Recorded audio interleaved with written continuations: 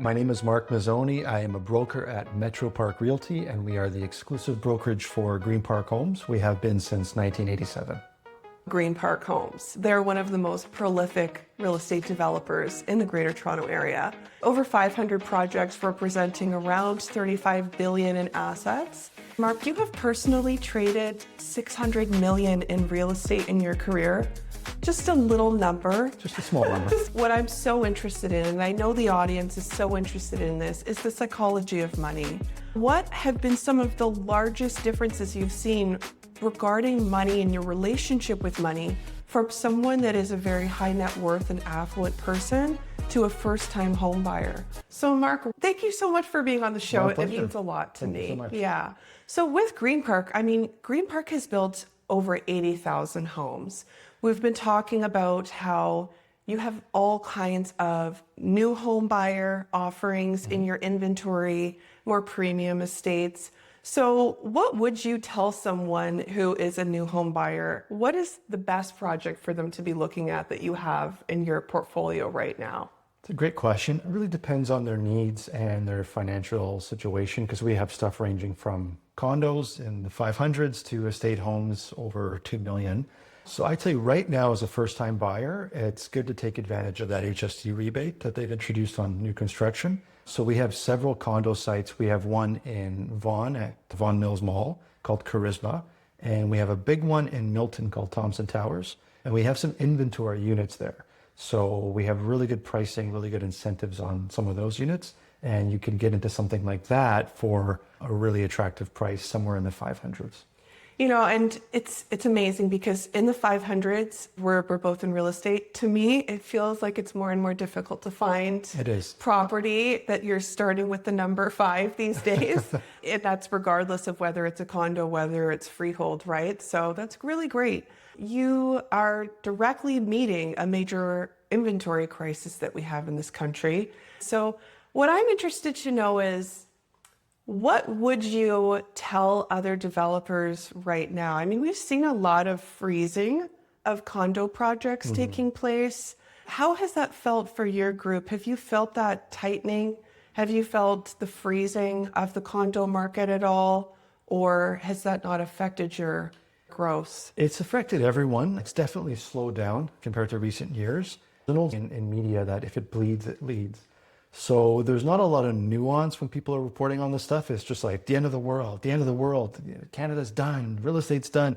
And it really depends on where you're looking. Yes. If you're in the downtown core, there's a lot more 450 square foot, small little condos with no parking that there's sort of a dime a dozen. And there were a lot of speculators years ago who thought they're going to buy up a bunch of these units and rent them out and make a bunch of money. And that really hasn't worked out right now. If you're in a good location and you're in a good project, it hasn't really affected it too much. I think a lot has to do with municipal, dealing with the approvals and all that sort of stuff. People think that developers control the market and they can just do whatever they want, but there's so much red tape to build and to get things going that usually takes a while. And unfortunately, that's offloaded to the consumer. Yeah. You know, I completely agree with what you're saying. I think it's the public's misconception of developers at large, especially portfolios that are worth billions of dollars. The public might think, oh, these developers are so rich. In my personal opinion, developers are directly filling the need that everybody has in this country. We need housing. Who's going to build it? Yes, right? we need more affordable housing. We need this, you need that, and we can only build, so many months of the year because of the weather, and again, the approval situation, and you can't touch this land. So it's a complex. Yes. So people don't really get that whole story when they're just looking at these headlines and various personalities who sort of traffic in this doom and gloom, you could say. Yes. And now, obviously you have first-time home buyers that are buying up properties, but what about investors? Like, what are some of the most attractive projects to look at right now in your portfolio if I'm an investor? Freeholds. What do you sold out townhomes? Yes, so we just sold out of a project called Arborwoods, 25 freehold townhomes just around the corner at Dufferin and Rutherford, right across from the Maple Go station. We sold out in 2 weeks. Oh my gosh. So, that's a pretty strong indicator that the market, the dream of home ownership is still very much alive here in this country. It just has to be priced right. So it was a little more affordable than perhaps what it would have sold for 5 years ago. People want a new home. A new home has a full Tarion warranty. No one's lived in it. You could pick all your finishes. So people are really attracted to that. Yes, absolutely. And I think there's a lot of demand still for freehold as well. Yeah. Right? So one of the topics that I really would like to pick your brain on today, like we have an entire generation of Canadians that are the wait and see generation. They're waiting on the sidelines. Some of them are waiting to buy their first piece of real estate. I think personally, I don't believe in this because I know a lot of options exist for people to buy real estate. There's not just one way, but there is a belief that many Canadians have that they can't buy a home. And I don't think that's accurate. So they're waiting for the real estate market to cool off before they even try buying their first home. Or they're an investor and they're waiting to buy their third, fourth, fifth, sixth property before everybody's kind of waiting on the sidelines right now. What's your take on that in general terms? Yeah, so like I said, there is a lot of doom and gloom, and some of it is warranted, and I certainly feel the pain of especially the first-time buyers, because what no one talks about in this space is, we have it a lot harder now than our parents and grandparents did in that sense because of wages and inflation, and again, all these things that are sort of out of our control on a macro level. But the moral of the story is it's a lot harder to sort of start out now. You're not going to get that big detached house as your starter home on one salary and all that sort of stuff. So I feel their pain. That being said, I think they just have to understand that they might have to get something a little smaller if they want to be down to the city core, or move a little bit further out and commute to work, because you could save a lot of money that way. And I think there's a significant cost to waiting, right? Because, even if the market is down year over year, over 10 years, it typically is up. Yeah. And that cost of waiting is real. Like I have a calculator that I have provided to people before, but if you look at the trend over 5 years, if you're waiting to save 20% down, for example, or the minimum 5% down, for example, that money represented on the purchase price today versus what the price will be in 3 years from now when you've saved up that money, what is that asset now worth 3 years from now? So there's a real cost to waiting on the sidelines. Are you also seeing people, like obviously inventory is way down in terms of what's available right now. What are you seeing the sentiment overall being from sellers? Do you think that people are still waiting to list at this moment in time and waiting for the market to heat up a little bit again? It all depends on the motivation. And with resale, there's always a reason why someone's selling. Sometimes they have to get out of there. Sometimes they're just testing the market and they want to see, oh no, we're going to get, $4 million for this home. Okay, maybe in 2020 you would have got that, but now the prices have to be a little more realistic. So some sellers just want to put something up there just to test the market. Everything is coming in a little bit low in terms of offers that are coming in now. It's a strong buyer's market. Buyers have a bit more negotiating power than they did years ago. So one of the downsides to waiting on the sidelines, as you say, is savvy buyers are going to be aggressive. They're going to understand this is their time to shine. They're going to jump in and they're going to gobble up a really good deal. And the people who are waiting around, they're going to miss out on these opportunities, taking advantage of the HST rebate, for example. And once the inventory is gone, they might have to wait for a new project to open up in terms of pre-construction, which might not be where they want. It might be at a higher price point because there are some builders who are waiting to release projects until the market sort of becomes a little better, right? Yes, exactly. And I think we've seen the proof is in the pudding with that townhomes that sold out in 2 weeks, right? And again, the media, you'll never hear that on the media. It's just like the home ownership is done. No one can afford anything. Oh no. Yeah. But yeah, it depends who you talk to. If you talk to the boomers, they're going to say, just stop buying avocado toast and save money like I did. And I tried having this conversation with a few of them and they don't really understand. They're just like, no, it was harder back then. Interest rates were higher. It's like, you weren't really borrowing as much, right? Yes, and so your dollar went a much lot further. Yes. Yes, absolutely. So let's talk a little bit about, in more detail, Greenpark's portfolio. With your project in Milton, the Thompson Towers, which is really up the street from where I live. So fantastic development. I'm excited for it. You're targeting the commuter, right? So who is your ideal buyer for that project versus something like what you have up in King City or luxury estates? Good question. So with Thompson Towers, we're seeing a mix of end users and investors, but more end users, a lot of first-time buyers at that price point, young families, people who maybe don't have as much now to get qualified for a mortgage on a house, but they have a few years to put down a deposit and continue saving up while it's being built, right? Which is one of the main appeals of pre-construction. The location is great, as you know, you live there. It's all low-rise. There's a nice school across the street in the park, a huge superstore just to the north of it, so you could literally walk everywhere. You're probably a 5-minute walk to Main Street. The GO train is right beside the building. You're right on the 407, the 401. So the thing with Greenpark is they really get good locations, and part of being a really, really big builder is I guess you could negotiate and afford to get those premium spots to build your projects. Yes. And now talk to me about your luxury offerings and what you have in King City. Yeah, so with King City, we have a site called Triple Crown Estates, townhomes and detached. And what's nice about King City, it's changed so much in the last 20 years, certainly since I went to high school there. The privacy and the prestige of the area, where you have everything you need, you're still close to the city, but it's kind of private. It is very private. Off the beaten track. Beautiful homes. Greenpark actually built 3 of the Princess Margaret Lottery Grand Prize show homes there. Good to know. So it's a very popular, out of anywhere they could have done it. Yes. Yeah, fantastic. And you're right. I mean, I love King City. It's so beautiful and fresh air. Yes. So there's a draw there. So you have become extremely specialized at luxury real estate, and that's proven. You've traded over 600 million in real estate. You have infiltrated circles, and you already come from a background of high net worth individuals from the entertainment industry, and you've worked really hard to break into luxury real estate. What I'm so interested in, and I know the audience is so interested in this, is the psychology of money. I think there is a misconception that money is bad and that rich people could be bad. And if you lack in your life, there's this judgment towards a lot of wealth accumulation. Mm-hmm. And I feel like we all have these blocks on the psychology of money. So what are some of the largest mindset differences you've seen? And I'll talk about my examples as well with you, because I've worked directly for billionaires and with billionaires.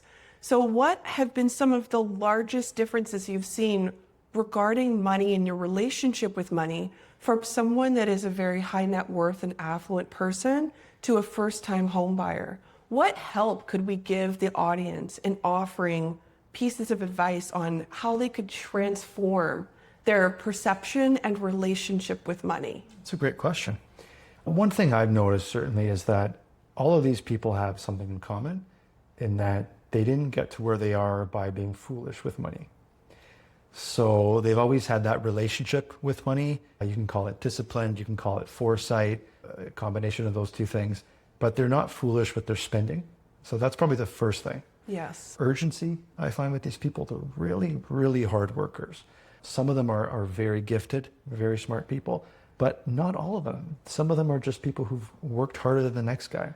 Yes. You know, there's an old saying in business that you don't have to reinvent the wheel with a product. You just have to do it slightly better than your competitor, and there's a huge market there for that, right? So I think there's something to be said for that. Yes. And the people who I've met that have had the highest net worth have actually been the most benevolent, caring, incredible, intelligent people that I have met.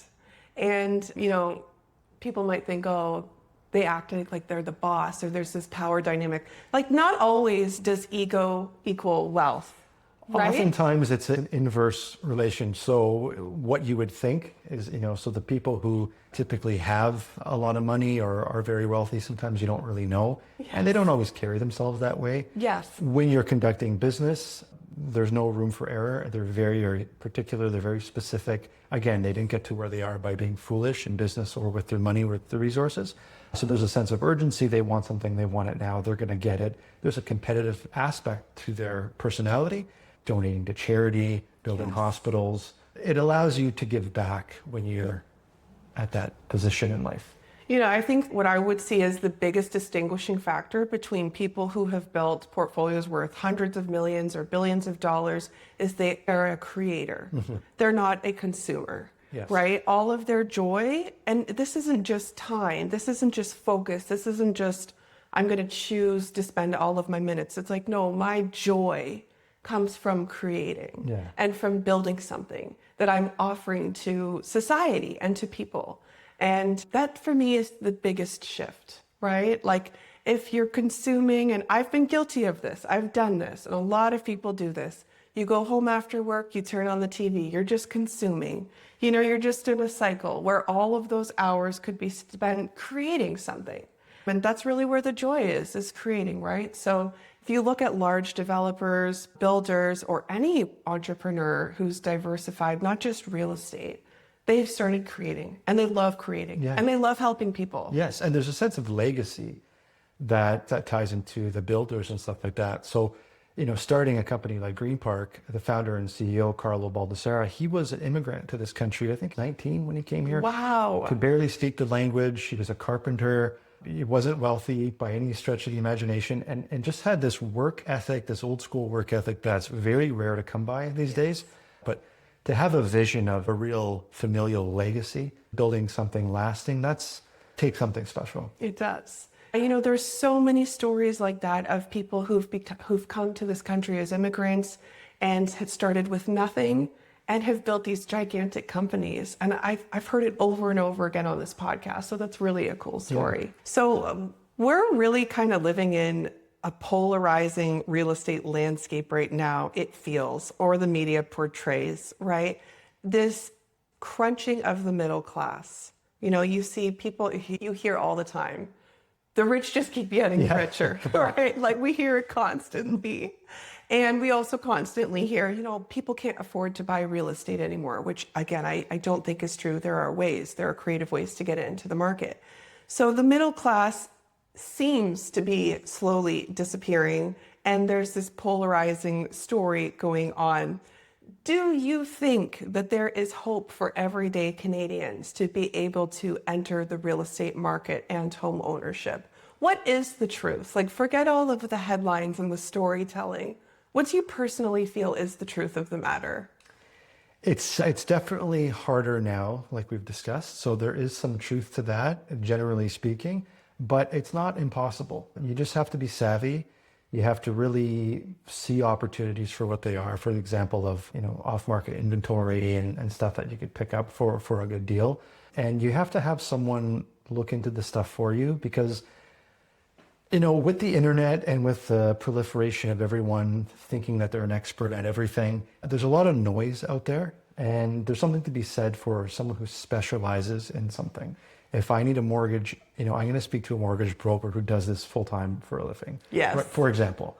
So there is a lot of value in speaking to a realtor who could negotiate, who could find these deals on your behalf. So you're not just scrolling Instagram and getting, you know, rage baited into thinking that the world's ending. Rage baited. So good. Yeah. So for example, I use the example of the site we had sold out of in 2 weeks. There's a lot of first time buyers there, young families. The price point was great, and the homes were going to be ready in about a year to year and a half. So people were excited for that. Yes. And if they just said, oh, well, you know, no, not for me, I'm never going to, I'll just wait, then, you know, it is what it is, right? So people are always going to seize opportunities, and you just have to be positive, have a good attitude, and be realistic on what exactly it is that you want. Because like I said, you might not get into a big detached home as your first home right now, right? Yes, absolutely. So another use of your time, you spend quite a bit of time coaching young professionals. I'd love to hear more about that. So that's something I enjoy doing, because I guess growing up, I was always sort of the leader in my friend group. I was always the rock that when things got really squirrely or emotional, people would sort of rely on me. So I enjoy helping people out.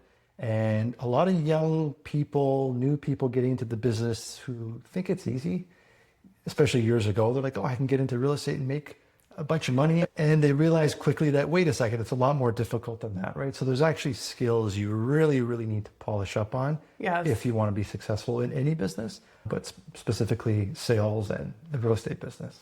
So you're clearly talking about someone who has started a real estate career, but I also assume you've taken on coaching people who've been doing real estate for years. Yes. And have been stuck at a certain ceiling. Yeah, exactly. So talk a little bit about that as well. Like if I'm stuck at a certain transaction volume annually, or I'm only doing a specific number of trades, how will you help me go from maybe 5 trades a year to 10 trades a year, break into 30 trades a year? What's that path look like depending on where their business is at? So I think people oftentimes are their own worst enemy. It's hard to have a perspective outside of your own narrow focus. So everyone could benefit from coaching, even coaches. I mean, if you look at top athletes, they all have trainers and nutritionists and motivational people in their corner. Some people travel with their barbers so they could feel good all the time, get a fresh cut every day. So as a human being, we're always learning, we're always growing. So it's important to look at that as an investment in yourself. I find people get set in their ways, especially in the case of some of the older agents, where they're used to doing business a certain way that worked 20, 30 years ago, that maybe they have to adapt to social media now. They have to adapt to being more flexible, working with maybe other agents involved, whatever you have to do to get a deal across the line. That's an excellent point, because what would have made your business successful as a real estate agent or a broker 5 years ago, like even pre-COVID, business pre-COVID versus now, 100 differences, 100 major differences on how to do business, Yes. right? And how to grow your business. And since of AI over the last 5 years to what it is now and how prolific it is in our everyday lives now. So what made you successful in rolling in those transactions in 2019? It's not the same strategy or tactics that would make you successful now. You really have to make yourself indispensable. You're solving a particular problem for your clients. AI is great. It could be a good tool, but it's not a living thing. It can't think on its feet in terms of handling objections and negotiating. And it's not a living thing. It doesn't understand the emotional part of home ownership and all that, the journey that goes along with buying a home, the frustration and the fear of missing out. So a good agent, I think, those agents apart, because the lazy ones or the part-time ones who maybe don't invest enough into themselves will just rely on that, and that's what everyone else is doing. So why would I work with them instead of anyone else? I love the word you chose, which was you really have to make yourself indispensable. Yes. That's the perfect word. You have to have a razor sharp vision of the outcome. And God knows, between signing a mandate with someone, if they're a buyer or a seller, to the transaction finish line, it's an obstacle course that you have to navigate your way through every single time. And every single time that obstacle course is different than the last obstacle course. And I think that we will always need people who can instill a very deep level of trust, especially not just buying your first home, but every step of that wealth building journey. You need someone to be able to give you that level of comfort when you're making the decision. AI can support the process, but it would never give a human being that sense of trust. Like before I sign $1 million house, $2 million house, am I going to look AI in the eye? Yes. Is it going to instill trust in me? No. Is it going to give me incredible data and analysis? Sure. But it does not directly, to your point, have the expertise. Yes. And the dedication and experience that these agents have. And you said a very important word, trust. Yes. That's all it is. If you don't have trust with someone, you don't have a relationship with them, certainly not a business relationship. And the thing with real estate is it's such an emotional thing, especially residential. I've actually helped out friends of mine, some of whom are realtors, with an outside opinion on their home because they would be obsessed over a particular home, going crazy. And I'd say, well, it's a nice place, but I don't know if I'm really seeing the value that you're seeing there with it. And to just give them that outside opinion. I talked a good friend of mine out of buying a pre-construction project because I really didn't think it was right for his lifestyle. He loved the price point. He loved everything about it. But he realized after he wanted something a little bit different, a bigger lot and a bit more space.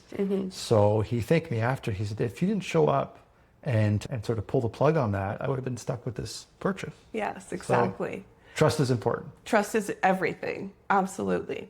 So let's talk a little bit in more detail on your coaching business. Can you give me an example of someone that you have really helped rebuild or build from scratch their business? So there was a young gentleman that called me.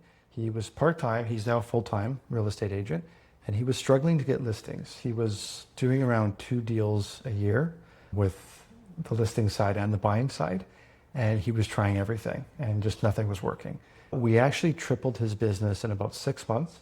The main thing with him was confidence, and he was not the best negotiator, which is one of the most important skills you could have as a realtor, especially as you get higher up there representing more expensive properties. So it was really fun working with him. That's significant to triple his business and number of trades within 6 months. How? How did you do it? What were the tactics? So proprietary information, but basically an evaluation of his game plan, what he does, his marketing. It's a complete overhaul of everything. So what he's doing, how he's advertising, which he wasn't at all. A lot of people are afraid to go to their sphere and reach out to people and say, hey, this is my new role. This is what I'm doing in this space. If you need anything, people don't want to bother people. They feel like they're being like a scummy sales guy, right? But that's a great asset. If you know all these people, you have all these connections, start there. Yes. Right? So just a few tweaks here and there, and then some specialized training dealing with objections and dealing with negotiating with other agents, because I can't tell you how many times agents are just so unprofessional and they just tell you everything about their clients' lives, and they're getting divorced and they have to move because of this, and they'll take this number even though it's listed for this. And I'm just like, you're not allowed to do any of that. What are you doing? Like, you're just hanging them out to dry. No, right? it's terrible. Yeah. I would agree that there's a little bit of a problem with professionalism and discretion. Yes. You know, and really honing that skill of discretion. So that's fantastic that you helped him rebuild his business. And it's exciting that he went from doing this part-time to full-time. He's still full-time at this now? Yes. Yeah. And he says he's not going to go back to his other job. He likes the freedom of being a realtor, working for himself. Oh, fantastic. Yeah. Great. So a lot of real estate agents, we hear this word luxury. It's thrown around a lot. Luxury, luxury, luxury. And everyone's trying to break into luxury or classify themselves as luxury. What advice would you give agents? They all want in on luxury. Everybody loves the appeal of luxury. What do you think the number one mistake is that 99% of real estate agents are making that blocks them from entering the luxury real estate market? That's a great question. I would say, believe it or not, ego. Having a big ego, a lot of agents want to make it all about them, which is a big, big mistake. It's all about your client and how you're helping your client, because it's a service business at the end of the day, right? You know, especially with the luxury stuff, with any home, but you're being invited into someone's personal space, their private space. You're privy to the most intimate details about their lives. And they really trust you to have discretion and to conduct yourself in a manner that's, you know, accordingly. So people who just want to make it all about them and talk about why they're the best and stuff like that, I think is an instant turnoff, and you're not going to get anywhere. I completely agree with that. That's so well said. I think social media distorts our perception of true luxury, because luxury, like we talked a little bit about earlier, equals privacy. Yes. Equals affluence. They say money yells and wealth whispers. And I think that's very true when it relates to trying to break into luxury. Are you going to kind of parade around like you're this incredible luxury real estate agent or broker? Or are you going to be a little bit more undertones of that and more discreet and balanced? And a lot of it does have to do with ego. How are you balancing yourself in your conversations? Yeah, well said. Well, I'm going to ask you my closing question. Yes. I like to ask this question to all of my guests. Okay, I'm ready. Up until this point in time, what have been the highlights of your life? Wow, looking back, you know what? I'd say starting with an entrepreneurial path at a young age, getting into the entertainment industry without any connections there. I didn't really know anyone. It's just something I wanted to do. It was a challenge. I was really, really young when I started, and I learned so many valuable lessons from that business and from my start there. I don't think I would have learned anywhere else. I see a lot of salespeople come from other sales roles. You know, they worked in a store, for example, dealing with people, and then they got into real estate, or they used to sell cars and they got into real estate. But having something completely unrelated I think was a lot of fun. So I got to travel, I went to a lot of great events, and most importantly, I met so many interesting people. I think people are great. Everyone has a really interesting story.